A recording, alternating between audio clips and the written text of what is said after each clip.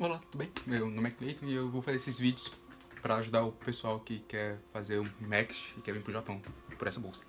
Bem, atualmente eu estou estudando no Japão, em Tóquio, através da bolsa de estudos MEX, ou Mobu Kakusho, e eu vou explicar para vocês agora um pouco do processo, do meu processo e de alguns colegas meus.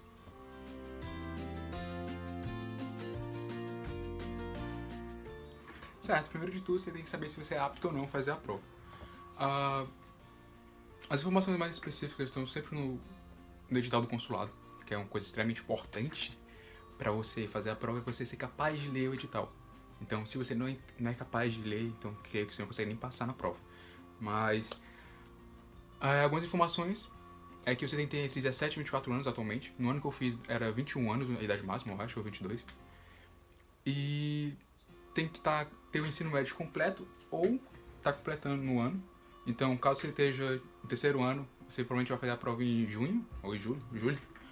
E você não vai ter ensino médio completo, mas você pode sim fazer a prova. E o processo de inscrição é um pouco diferente de qualquer outro vestibular. Até mesmo se você já fez alguma application para faculdade dos Estados Unidos, é um processo um tanto diferente. Você precisa escrever uma carta explicando sua motivação para ir para o Japão.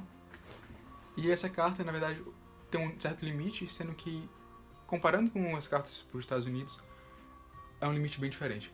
Porque as americanas geralmente têm um limite de palavras. Já esta, do MEX, tem um limite de página. Então, é até uma folha A4, na época que eu fiz. Então, você estava livre para fazer uma folha A4 de boas. Não precisa ser à mão. No meu caso, eu fiz todo digitado, porque minha letra é uma bosta.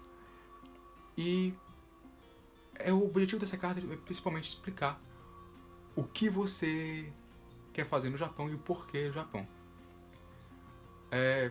Algumas dicas que eu dou para essa carta é você realmente explicar quem é você e o porquê do seu motivo de ir pro Japão é diferente dos demais. Então, no meu caso, eu fiz uma carta contando um pouco da minha vida e o porquê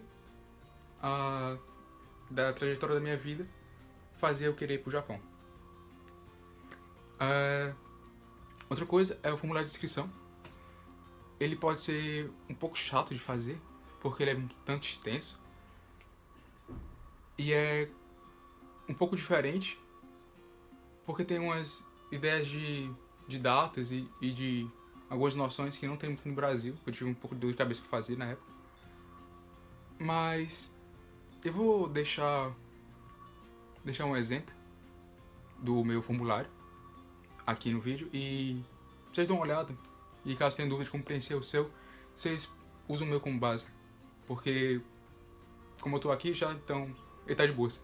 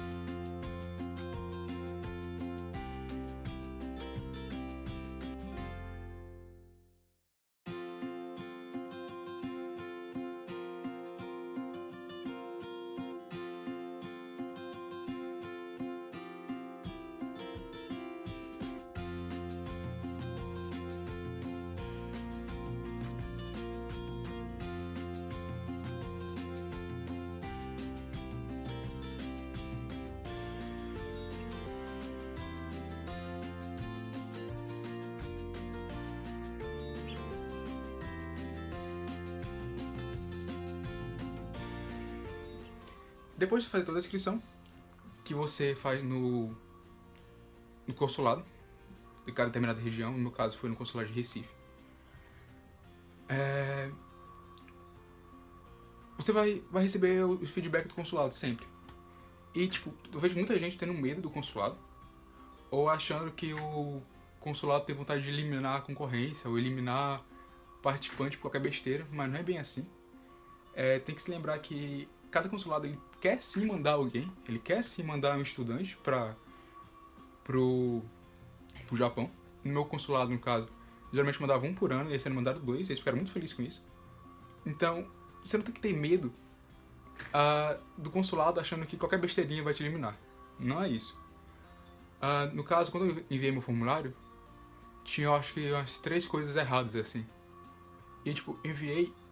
Eu não moro na cidade do meu consulado. Eu moro em Fortaleza, morava em Fortaleza, e o meu consulado era em Recife. E eu enviei, tipo, na data limite, último dia que tinha, pelo correio. E chegou lá depois, tipo, de 1 dia, 2 dias, e tinha algumas coisas erradas. Tinha informação que não estava da maneira que eles queriam e tudo mais, e ele, a Satoko Nakamura, que é a responsável pelo consulado no meu ano, ela falou, tá errado tal coisa aqui. Eu disse, desculpa.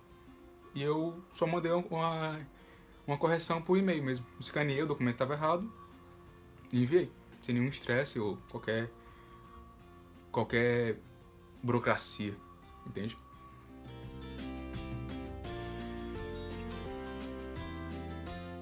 Depois de fazer o processo de inscrição, vocês terão que fazer uma prova.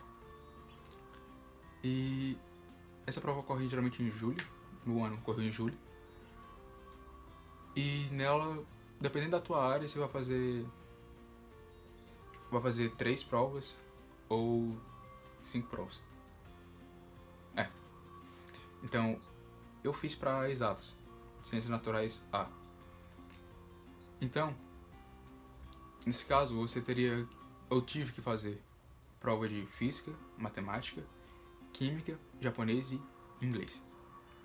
Se você for de Ciências Naturais B e C, eu acho, não tenho de cabeça decorado, a diferença é que você vai ter que fazer prova de Matemática, Química, Japonês, Inglês e Biologia. Caso você seja de Humanas, você faz só 3 provas.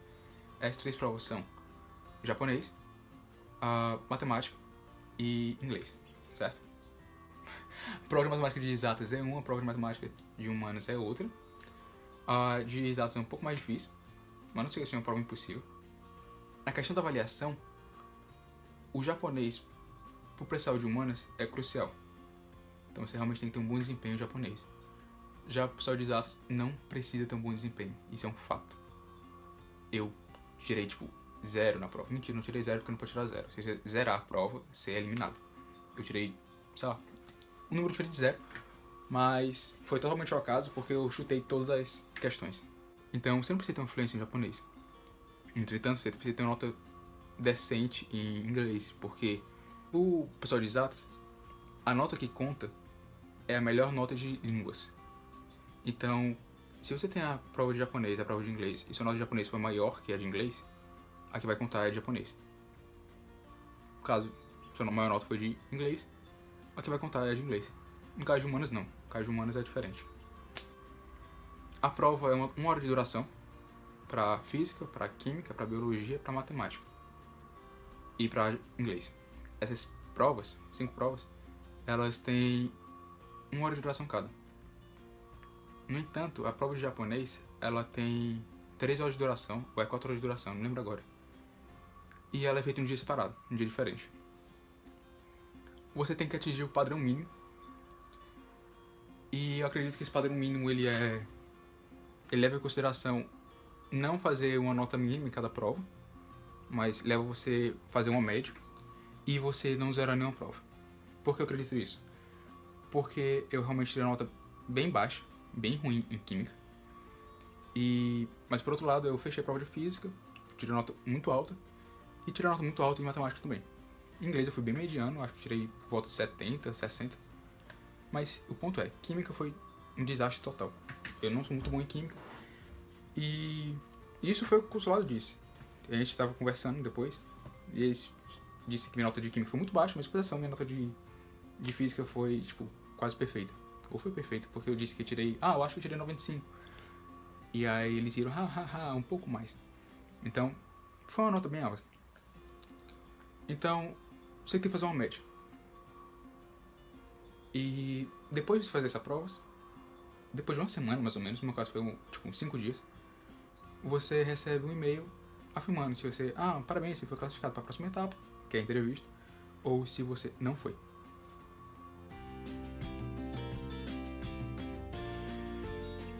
Depois que você passar na prova, a outra etapa é a da entrevista. E essa etapa eles vão usar para determinar quem está realmente apto para ir ou não para o Japão. O que isso quer dizer? Que eles vão procurar saber se a pessoa realmente tem emocional para ir para o Japão, para morar em outro país, sozinho. Se realmente ela quer ir para o Japão. Por exemplo, caso você... Uma pergunta que eles fazem, né? Caso você passasse no ITA, porque no caso eu estudava no turma ITA. Caso você passasse no ITA, você iria pro ITA ou iria pro Japão? Então, eles querem saber realmente se vocês querem ir ou não.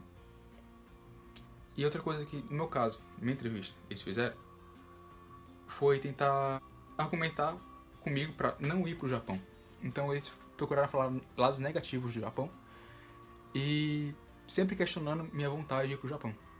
Que, obviamente, era uma maneira deles saber se realmente eu queria vir ou não. Mas a entrevista em si não é muito tensa. Ela é bem de boas, bem calma. No meu caso, eram 3 entrevistadores. E super simpático todos. Eu fiz minha entrevista em português, basicamente. Eu acho que eu falei uma frase ou 2 frases em inglês. Mas eu, basicamente, falei toda a entrevista em português. Meu colega do ano passado, 2 anos atrás, 3 anos atrás, ele falou algumas coisinhas de inglês também, mas também a entrevista dele, por completo, foi em português.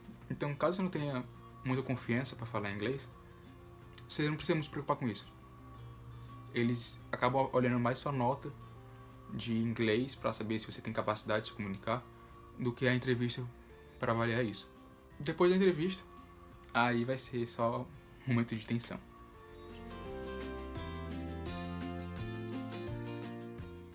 Pois bem, depois da entrevista, eles me deram alguns documentos. Questão de exame de saúde, check-up médico, dentre outras coisas que eles precisavam para poder enviar pro Japão. Você envia para eles, dizem que tá tudo ok, mas envia para lá. Outro ponto importante que eu quero ressaltar, que foi uma coisa que aconteceu comigo, mas só para mostrar que eles realmente não querem te eliminar. Que no meu caso, eu tinha enviado minha documentação de ensino médio, e que era meu histórico escolar, sendo que estava errado. Tinha notas que estavam erradas, não estavam certas. Assim que eu demorei muito tempo para conseguir resolver isso com o meu colégio. Então foi muita burocracia para conseguir minhas notas corretas.